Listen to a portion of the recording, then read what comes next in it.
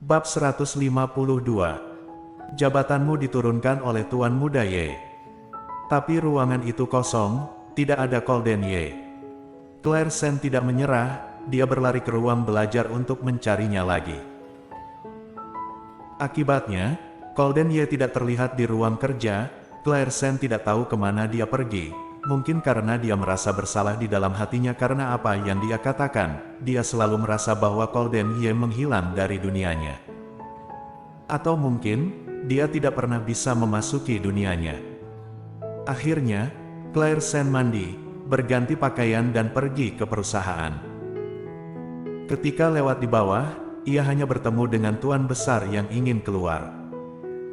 Sudah lama sejak bertemu dengannya, tuan besar tampaknya sangat sibuk baru-baru ini.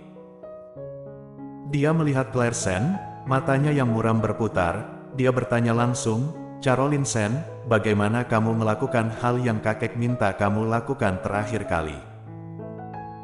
Claire Sen sangat kesal. Pada awalnya dia tidak memikirkan apa yang dia tanyakan, tetapi butuh beberapa saat untuk mengingat bahwa tuan besar Ye bertanya tentang Davin Ye dan Sally Han. Memikirkan hal ini, Claire Sen dengan cepat menjelaskan, "Tuan besar, aku memberitahu Sally tentang hal itu, tapi dia sepertinya sudah punya pacar, jadi..." Tuan besar Ye sedikit menyipitkan matanya ketika dia mendengar kata-kata itu, seolah-olah dia sedang mempelajari kebenaran dan kepalsuan kata-katanya. Claire Sen menatapnya dengan sangat tajam sehingga kulit kepalanya mati rasa. Dia tidak bisa menahan diri untuk tidak menundukkan kepalanya dan menggigit bibir bawahnya. "Kakek." Suara lembut terdengar di belakangnya, suara Davin Ye. "Bukankah kamu membuat janji dengan kakek Zong untuk melakukan Tai Chi? Kakek Zong akan mengolok-olokmu karena terlambat lagi." Tuan besar Ye melirik Davin Ye dengan mata yang rumit. Akhirnya menarik kembali pandangannya. "Tidak apa-apa, Caroline Sen, kakek akan mencarimu di lain hari." Tuan besar, pergi perlahan. Setelah tuan besar Ye pergi, Claire Sen menyadari bahwa ia berkeringat dingin. Mata yang menatapnya terlalu tajam, Claire Sen selalu takut ketahuan. Davin Ye melangkah maju, "Apakah kamu baik-baik saja?" Davin Ye. Sebelum Claire Sen menyesuaikan suasana hatinya untuk menghadapinya, dia menurunkan matanya ketika dia mendengar suaranya, menatap jari kakinya dan berbalik dan bersiap untuk pergi. "Adik ipar." Davin Ye melihatnya berbalik dan pergi. Dia bahkan tidak menyapa dirinya sendiri, dan dia memanggilnya dengan nada cemas. Claire Sen mengambil langkah. Suara Davin Ye tidak berdaya, "Apakah kamu bersembunyi dariku?" Claire Sen. Dia hanya tidak berpikir bagaimana menghadapinya, masalah ini terlalu rumit. Dia hanya merasa bahwa sepertinya telah menempatkannya di papan takdir, mungkin. Dia ditakdirkan untuk menjadi bidak catur yang harus dikorbankan. Memikirkan hal ini, Claire Sen menutup matanya, berbisik tidak, dan kemudian terus bergerak maju. Siapa tahu Davin Ye akan benar-benar melangkah maju dan menghalangi jalannya. "Jika kamu tidak menghindariku, bagaimana mungkin kamu bahkan tidak memiliki keberanian untuk menatapku?" Claire Sen berkata dalam hatinya, "Pergilah, aku benar-benar tidak tahu suasana hati apa yang harus dihadapi denganmu sekarang." Pada saat ini, Davin Ye yang lembut dan lembab tampak sedikit enggan. "Apakah aku melakukan sesuatu yang salah? Itu membuatmu marah? Atau tidak?" Claire Sen tiba-tiba mengangkat kepalanya dan memotongnya, "Kakak, jangan terlalu memikirkannya. Ini masalahku sendiri. Aku harus buru-buru ke perusahaan, jadi aku akan keluar dari perusahaan dulu." Setelah mengatakan itu, Claire Sen langsung melewatinya dan pergi. Davin Ye menoleh dan melihat sosok ramping dan mungil berjalan cepat. Anggap saja dia sebagai momok. Menatap punggungnya sampai menghilang, Davin Ye tiba-tiba sadar kembali. Dia sepertinya terlalu memperhatikannya baru-baru ini. Tapi kenapa dia menghindarinya? Apa ada masalah pribadi? Claire Sen sudah terlambat ketika dia tiba di perusahaan, tetapi sebelum dia punya waktu untuk mengejar masalah ini, dia langsung pergi ke kantor untuk mencari Golden Ye. Ketika dia hendak masuk, dia dihentikan oleh Arthur Xiao. "Asisten Sen, kamu tidak bisa masuk." Wajah Claire Sen memucat, "Ada sesuatu yang ingin kukatakan pada Golden Ye." "Arthur Xiao, Tuan Muda Ye memberi perintah. Kamu tidak bisa lagi masuk dan meninggalkan kantornya sesuka hati, jangan membuatku malu." Claire Sen. Tanpa diduga, ucapan yang tidak disengaja itu benar-benar akan membangkitkan kemarahan yang begitu besar.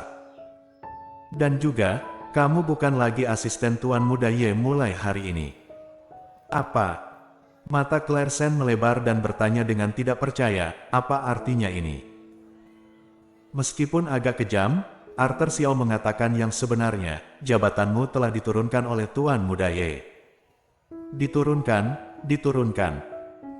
Claire Sen tidak bisa menahan diri untuk menelan, bibir merah mudanya terbuka, dan sesaat kemudian dia bertanya tanpa daya, "Lalu apa yang harus kulakukan di masa depan?" "Sebagai cleaning service." Cleaning service. Wajah Claire Sen menjadi pucat dalam sekejap. Macam apa ini? Ini hampir sama dengan menendangnya keluar dari kediaman Ye. Seorang gadis yang menjadi asisten, tiba-tiba menjadi cleaning service. Apa pendapat orang-orang di perusahaan tentang dia? Atau, kamu bisa memilih untuk pergi ke posisi karyawan biasa tingkat terendah, tetapi ada begitu banyak orang di sana. Dengan kata lain sangat sulit. Posisi karyawan biasa tidak begitu sulit, tetapi ada banyak orang dan mata, dia diturunkan dan pasti akan diganggu. Claire Sen menurunkan matanya dan tertawa mencela diri sendiri, mengapa dia tidak memecatnya saja. Arthur Xiao berkata dengan wajah serius, "Tuan Muda Ye juga ingin memecatmu secara langsung, tapi jangan lupa Nona Sen, kamu masih berutang gaji perusahaan, jadi kamu harus tinggal dan mengisi waktumu." Claire Sen. "Aku tahu."